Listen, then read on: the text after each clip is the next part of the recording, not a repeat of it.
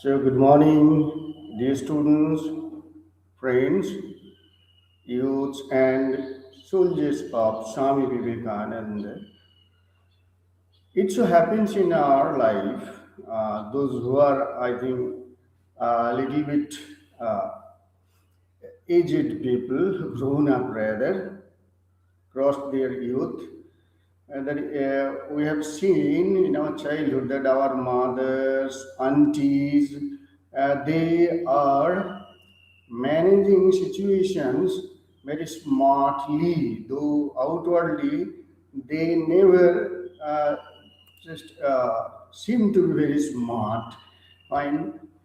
You can remember, you may remember, once again I'm telling those who have crossed their 50s, 40s, fine, that in the evening or maybe at night, all of a sudden some guests that guest had just come to your house and your father is not at home, your mother is alone, and you, some children, are there at home.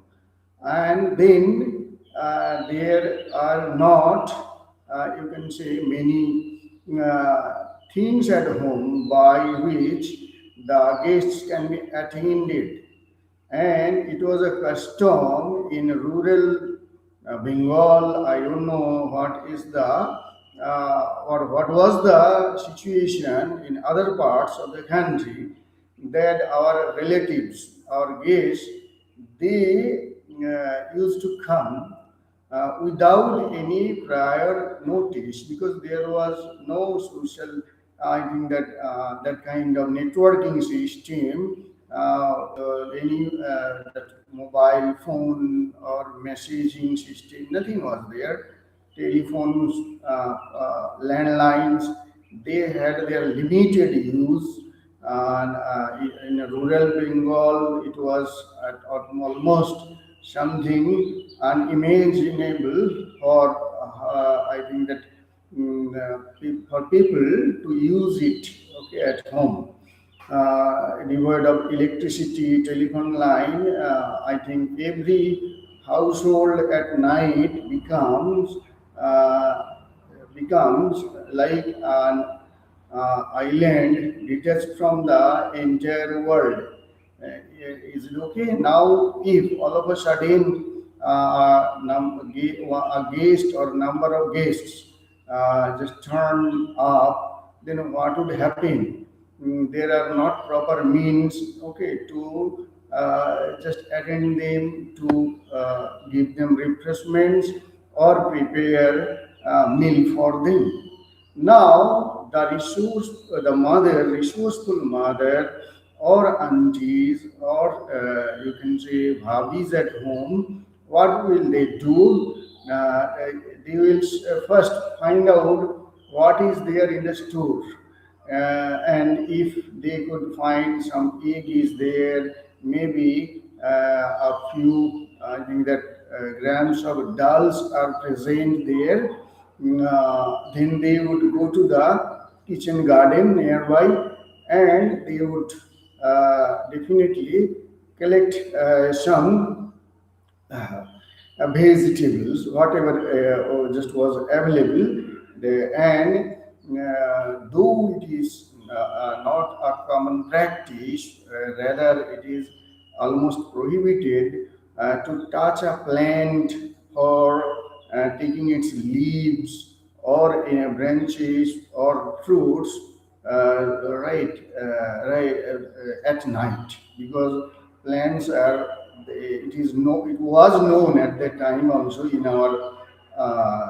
in our villages, to the most illiterate women, that plants were sleeping at that time. It will be a crime to actually, you can say, dismember, right, or detach or cut any part of their body at night, in terms of leaves or fruits.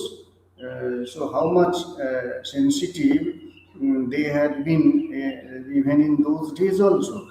Now, suppose there are dolls, or there is just one egg or two. After searching the family farm, poultry farm, they may find out some eggs there laid by the hen. Now, there are not so many things. Maybe a piece or two potatoes are there, a little bit of onions or oil. Now, with the dal, they may just soak this dal in water. They would have done it. Soak that dal in water and they pasted it, and used to prepare small cakes and fry them. So you will get the kind of pakoras with them. Now these pakoras can be served, you know, as they say it, a kind of starter. Nowadays people they do it in hotels. The very name gives you a sense of freebies, ideas, that as if the starter is not the real meal and it will cost nothing, but the hotels charge you thousands even for a starter, single starter also. But our mothers, they used to do it so skillfully that with the dal, after just soaking in water and maybe in warm water, and then pasting it, they would prepare the just fry pakoras. Now, another part of that fried, you can say pakoras, they can prepare a curry, with some potatoes, isn't it? Now, then with dal, they can prepare that. Dal, with soup, with so they one item is there at house, only dal, and for attending the guests, unexpected guests at night, the mother is preparing three, four items with the same thing. This is, you can say, very a befitting example of one of our character qualities or attributes, which is known as resourcefulness, upayog buddhi. Resourcefulness is the ability to find quick and clever ways to overcome difficulties, isn't it? A very nice thing. Without running for or immediately, without running to the market or to the neighbor's house, or just seeking help from anyone, whenever we try to manage a situation with whatever is available around us, is known as resourcefulness, and it is you can say a result of our way of thinking and also practice. When we do not want to waste money or energy, right, unnecessarily, then this comes. This value of resourcefulness is actually adopted and practiced. You know that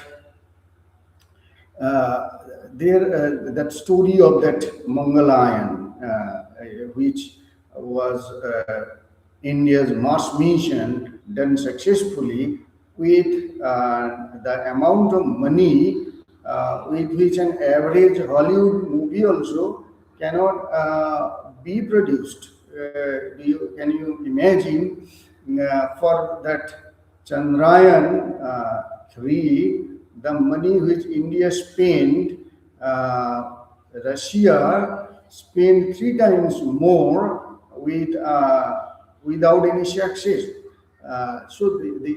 Why does it happen? It is the resourcefulness of Indian scientists, right? In our houses, mothers, they or our domestic helps, they when trying to fry the puri or maybe that pakoras, it has been noticed that they just put up the gas or gas supply when the oil is sufficiently heated, and in that heated oil which can retain its temperature for a long time, they can easily fry dozens of puris without again just you can say wasting that simple or small amount of gas also. So this is also another example resourcefulness or domestic, rather you can say domestic virtue, which was used in sending our spaceship to the Mars. So here is a glaring example of resourcefulness which we got. The feeling, as I have already stated, that feeling or sentiment which stops the child wasting money or purchasing valuable things for meeting the needs of his school or college, for preparing projects, practicals, or models. They when they actually uh, try to just utilize the things already available, maybe the cover packs of various electronics or gift items, the covering that box, that cardboard, they may be the damaged or wasted electronic goods. They use them successfully in preparing projects when they go for it, and it is a part of that. You may know it. That's the school boards to encourage students in using domestic waste materials for preparing socially useful productive works. So this is one great example of resourcefulness. And as I have said, that feeling or that sentiment which you can say prevents a child, a son or daughter, to waste parents' hard-earned money in things which can easily be managed with the existing or whatever is there already with me.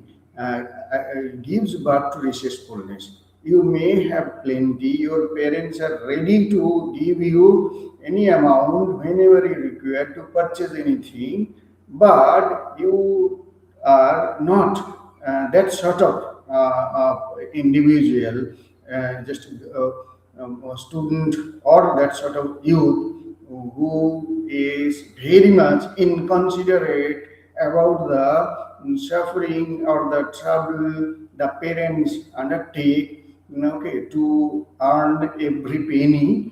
And those students and youths, they become resourceful, and also those students and youths, those who need something or really they are badly in need of something, but their parents are not able to provide, then also they become resourceful. You must be knowing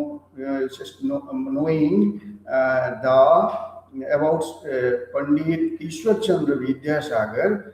He used to live with his father and elder brother in Kolkata, and his father was so poor that he could not provide even that oil for burning the lamp in the evening for his study.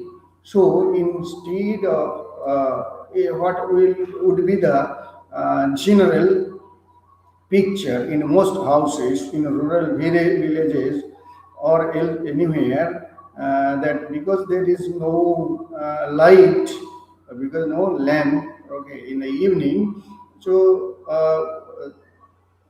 the children, the students, they would not study, they would not do any work, fine. But that didn't happen with that young Vidyasagar, rather Ishwar. So he, all of us know, went under the street light and just went on studying and studying there, fine, till his assignments were completed.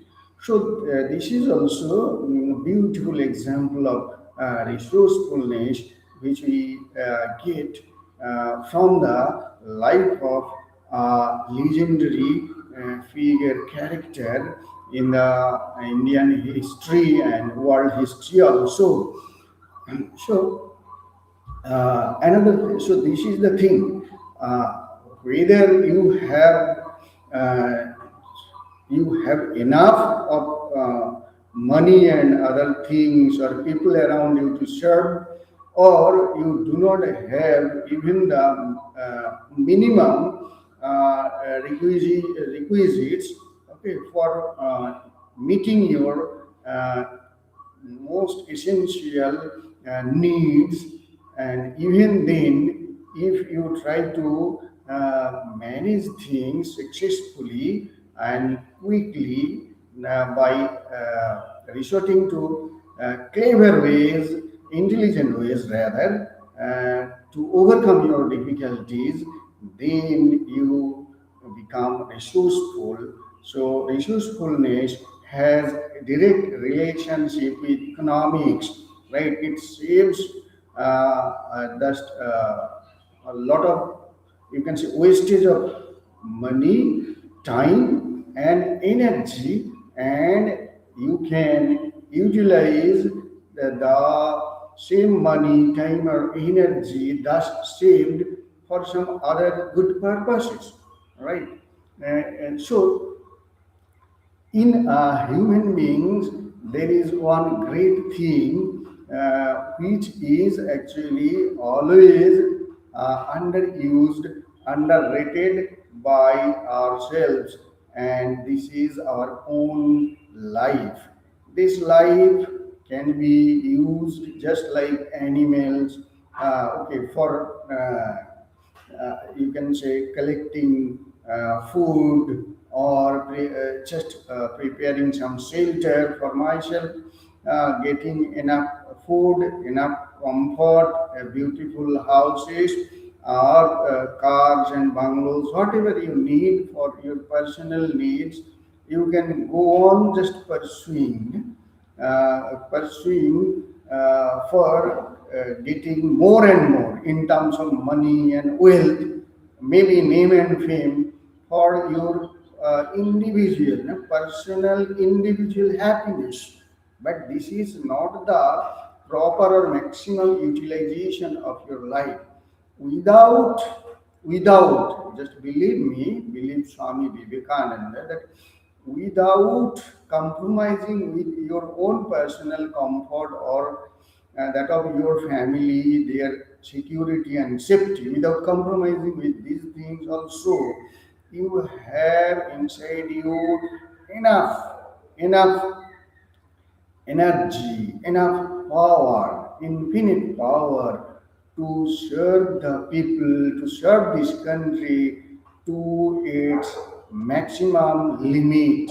And in fact, there is no limit in serving people unselfishly, and then the foundation of your life will become very strong, and your life will be as towering one as the Himalayas, Mount Himalayas. So people will then respect when you come to the help of others. There was a people, there was a person rather, uh, government employee in the revenue department, okay, excise department.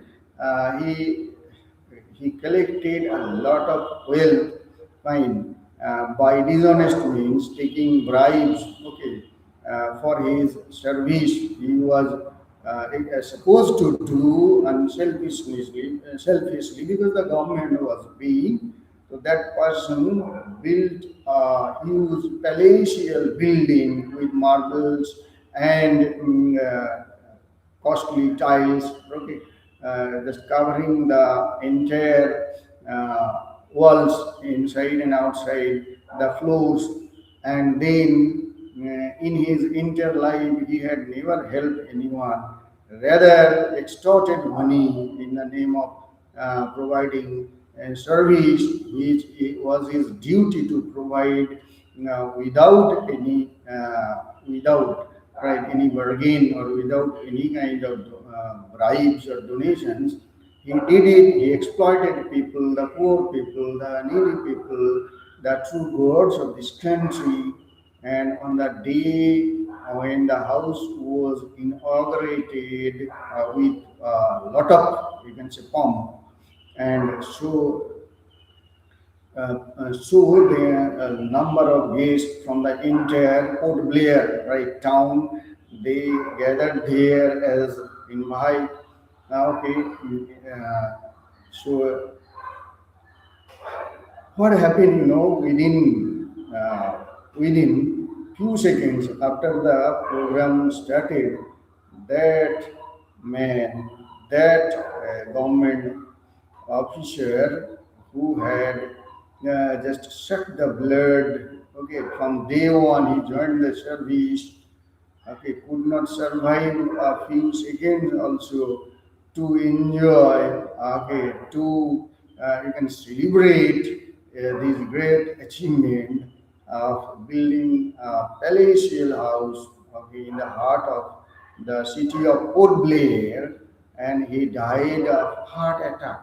He died, and before he was taken to the hospital, the doctors declared him broad dead. So this is the end. This is the end of all kind of selfish lives, just dedicated for their personal comfort and comfort for their family members. There are people in and around the country who, in the name of serving the people of this country, join politics. They open NGOs, right? But they are nothing but different means to exploit others and become rich. What can be a sheer wastage of this valuable life, or then just simply wasting it, or just using it for personal gains, and even then, always by dishonest means. So, I think that our students and youths, they understand it very clearly, and they will never resort to any kind of just easy methods or that readily available methods or help from others whenever they will be in very much, you can say, trying condition, a difficult condition, and this value or virtue of resourcefulness will develop one more rare attribute, and it is self-confidence. Yes, I can manage any situation, sticking to the values without compromising, right? With the time-honored values. So, wishing you once again all the best and happy day and happy life, bright future life dedicated to the cause of the people of this country and the world at large. Thank you once again. Thank you very much.